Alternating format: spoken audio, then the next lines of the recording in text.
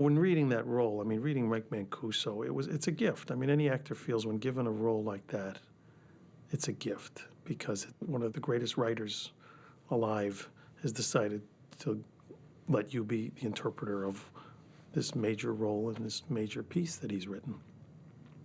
So it becomes a no-brainer. It's like the question is not like what attracts you to it, it's like what could possibly not attract you to it, and that would be nothing. Well, my history with Mamet goes back to the early 70s in Chicago, at a time when I was a struggling actor and he was a struggling playwright, and it was really nothing more than that. We were both kind of banging around the city of Chicago. We didn't know each other at the time.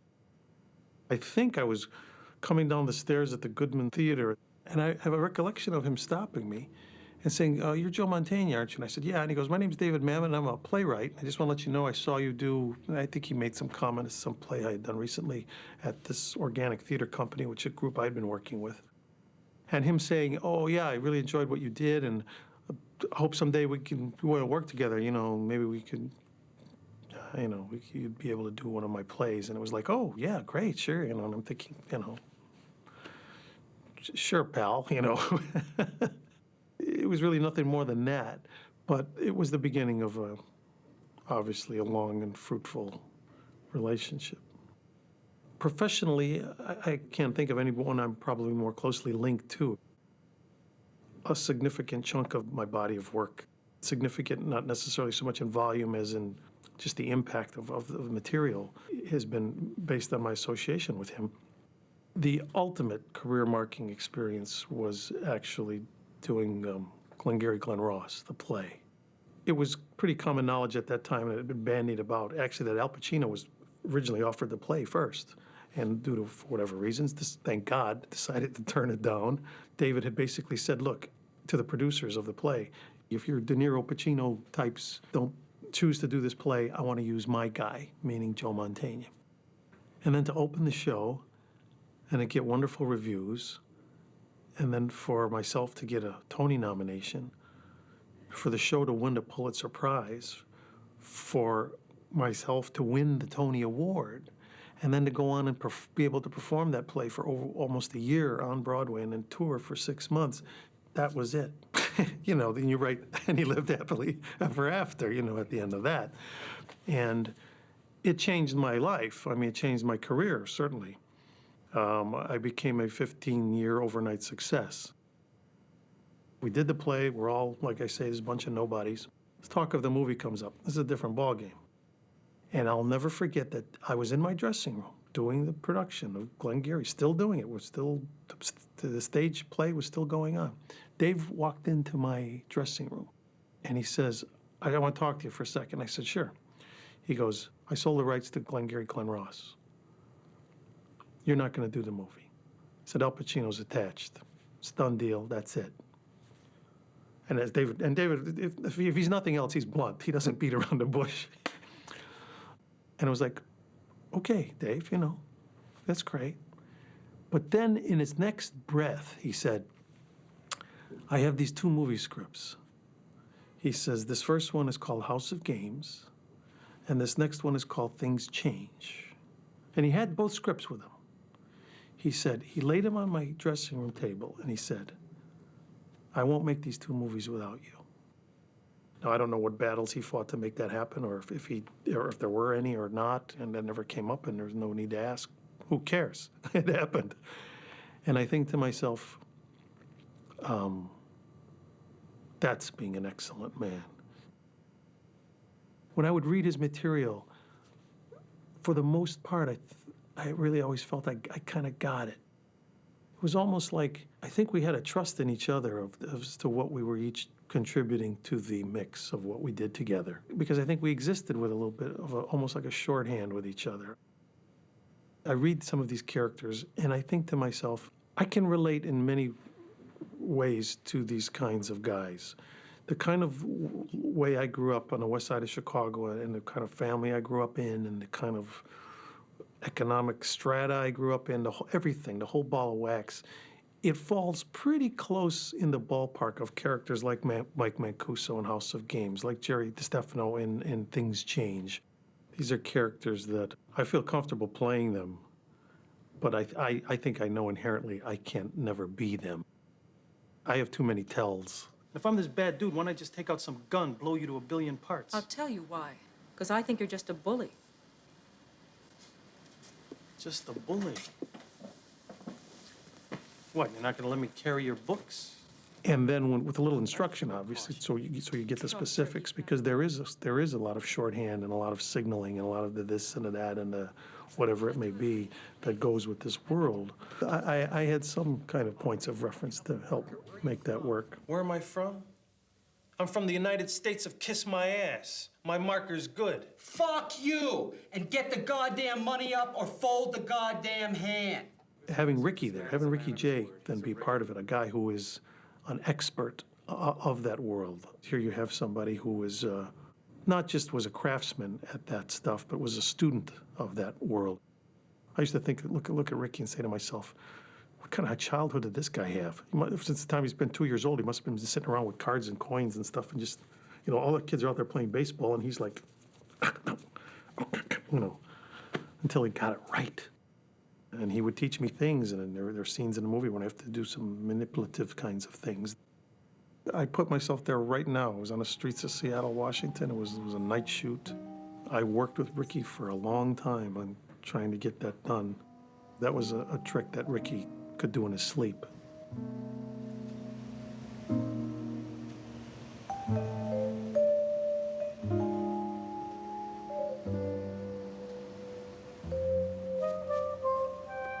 House of Games was like a real kind of a dance between these two characters, in the sense of that the woman character thinks she's leading the dance and finds out she isn't.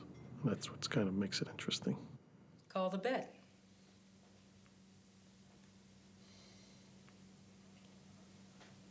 I'll call the bet. I'll back it up. With what? I said I'll back it up. If he loses, I'll write you a check. Who is this broad? Lindsay and I, of course, known each other just at the time David was married to Lindsay, and so I knew her as David's wife, and of course knew her as already an accomplished actress, an Oscar-nominated actress. So there wasn't a lot of, oh, how do you do? I'm Joe Mantegna, and you're Lindsay, and how should we work? And I do remember one incident that might somewhat kind of humorous. There was that one scene where Mike arranges to secure this hotel room as part of the con, and where Mike ultimately consummates his relationship with Lindsay's character. And I remember it called for a kiss. So when he said action, I went for it, as I thought Mike Mancuso would. And we went for it. It was great. I mean, I just thought, I don't know how good this is on film, but this is working.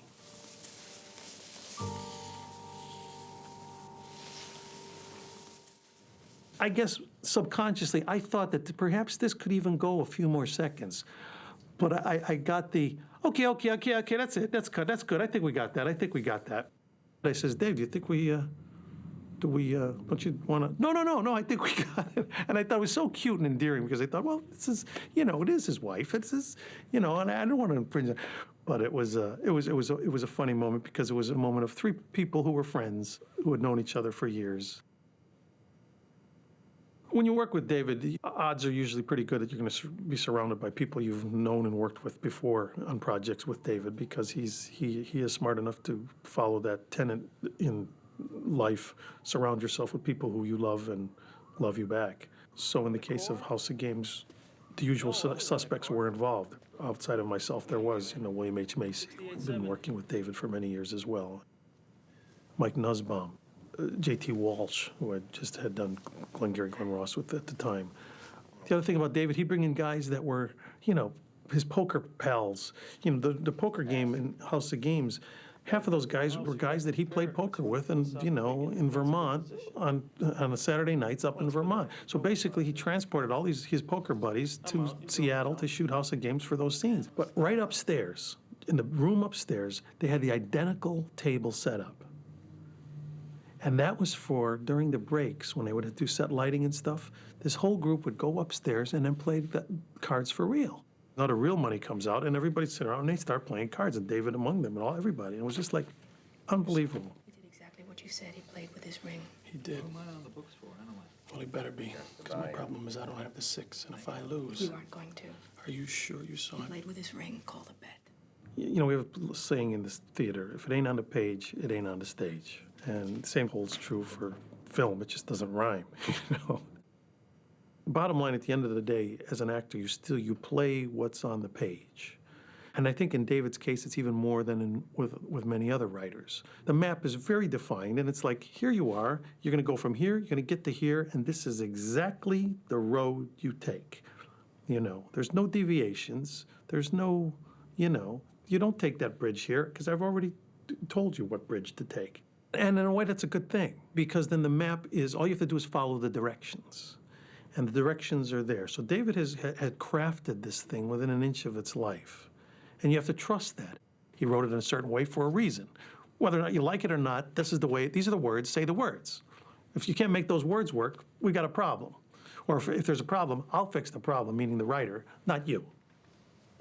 I can remember one thing, and I think it may be the only instance that I can think of that I've ever asked for a word change in a Mamet script, and actually got it. It was after the scene where we're in the Western Union. And I have the line was written, "Don't trust anybody." And I remember just, after I said it, I remember saying to Dave, I said, "Dave, can I just ask you something?" He said, "Sure." And I says, "Would you mind if I said, don't trust nobody?" And I says, and I only say that because I just think that's what Mike Mancuso would say, because that's what I would say. I don't know if it's proper grammar or anything, but don't trust nobody, to me, is a little different than don't trust anybody. And I knew it was a big thing to ask because, if for no other reason, anybody has 4 syllables and nobody has 3. And I know that may sound silly, but it can make a difference. But he thought for a second and he went, "No, it's okay, do that." But what we've just seen is the operation of a slightly different philosophic principle. Which is? Don't trust nobody. And so it's funny, whenever I see that film and I see myself say that line, "Don't trust nobody," I think to myself, that's the Joe Mantegna line. But I'll never forget the moment when we shot the death scene. What are you, nuts? I want you to beg me. Fuck you, I'm not gonna beg you for a goddamn thing. Beg me. It's a goddamn bluff. This is about as uncool as Mike Mancuso gets in the movie, is when he gets shot. Because physically, he's lost a lot of control. But what's great is mentally, he's maintained it right up to the end. I mean, he's pissed off, but he has to resort to spitting. Mike Mancuso would never spit. In retrospect, what I liked about it was him reverting back to Mike Mancuso, maybe the way he was at 16 years old. Back to the origins of what kind of personality it takes to make a guy like this. You're a whore. You came back like a dog to its own vomit, you sick bitch. People would say, "Oh my God, that character is kind of so despicable." And I think, you think? Really? You know, because I never thought of them that way. Because you think, no, it's the opposite of that. You want your 80 grand He says it in the back? I can't scene give right it back. before he I dies split when he it up. says, "I told you, What do you want, this is man? what I do." I gave you my trust. Of course you gave me your trust. That's what I do for a living. You asked me what I did for a living, this is it. There's a nobility about that. Look, I'm sorry. There's a I'm sorry nobility I about hurt many you. of the characters David has created. In my mind, Mike Mancuso always was the excellent man. He was excellent at what he did. He was dishonest only because that was his job. But if anything, he was a painfully honest human being, because from the very beginning, he's basically saying, don't trust nobody, and himself included. A sucker born every minute, huh? And 2 to take 'em. Play past it. If you are being totally upfront and honest and make no bones about it, say, "Look, this is what I am. You either accept this for what this is or you don't." That's not being despicable. That's being, you know, it might be painful for you ultimately, but shame on you, not shame on me.